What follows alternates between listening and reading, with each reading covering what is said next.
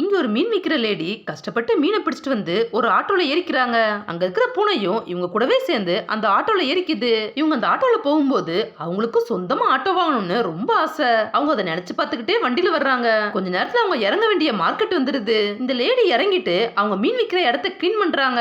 அவங்க எல்லாத்தையுமே ரெடி பண்ணிட்டு அப்புறம் அவங்க மீன் விற்க ஸ்டார்ட் பண்றாங்க. அப்படியே ஒவ்வொருத்தரா வந்து ஒவ்வொரு மீனா வாங்கிக்கிறாங்க. இந்த லேடி எந்த ஒரு ஆட்டோ போனாலும் இவங்களுக்கும் ஆட்டோ இருந்தா எப்படி இருக்கும்னு நினைச்சு பார்த்துட்டே இருக்காங்க.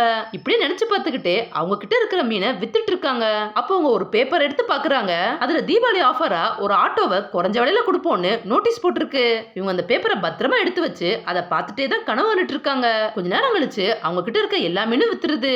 இவங்க கிட்ட கடைசியா ஒரே ஒரு மீன் இருக்கு. அதை அவங்க அங்க இருக்கிற பூனை கிட்ட கொடுத்துட்டு இவங்க கடையை க்ளோஸ் பண்ணிட்டு திரும்பவும் ஆட்டோல கிளம்புறாங்க. இவங்க வீடு வந்ததும் இவங்க சம்பாதிச்ச காசு எல்லாத்தையுமே பத்திரமா ஒரு டப்பால போட்டு மூடி வைக்கிறாங்க. இவங்க சாப்பிட்டு இருக்கும் போது அங்க இருக்கிற பூனைகளோ சாப்பாட்டுக்காக சண்டை போட்டுட்டு இருக்கு. அப்ப இவங்க தட்டுல இருக்க சாப்பாடையும் அதுகிட்டே கொடுத்துறாங்க. இவங்க தூங்கும் போது கூட அந்த பேப்பர்ல இருக்க போட்டோவை பார்த்துட்டு அந்த ஆட்டோவை எப்படி வாங்குவோம்னு திரும்பவும் கனவு கண்டுட்டே இருக்காங்க.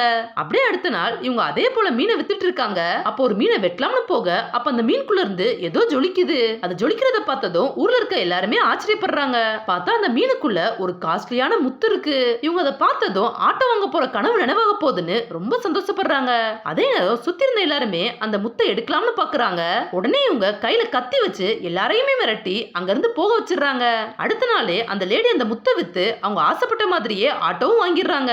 அந்த பூனையும் இவங்க கூட சேர்ந்து ஆட்டோல ஜாலியா வந்துட்டு இருக்கு. இவங்க ஆட்டோ ஓட்டிக்கிட்டே இவங்களை எப்பவும் கூட்டிட்டு வந்த ஆட்டோக்காரை முன்னாடி வந்து நிக்கிறாங்க.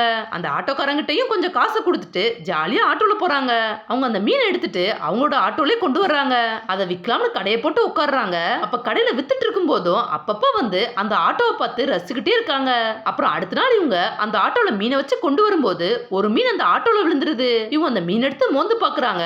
அது ரொம்ப வாடடிக்கிறதால இவங்களோட ஆட்டோவும் வாடடிக்கும்னு நினைக்கிறாங்க. உடனே இவங்க இனி மீனே விற்க கூடாதுன்னு அந்த மீனை ரோட்ல போட்டு இவங்களாட்ட ஆட்டோல போறாங்க. அப்படியே இவங்க ஆட்டோ ஓட்டிக்கிட்டே ஒவ்வொரு ஊரா சுத்திக்கிட்டே வர்றாங்க.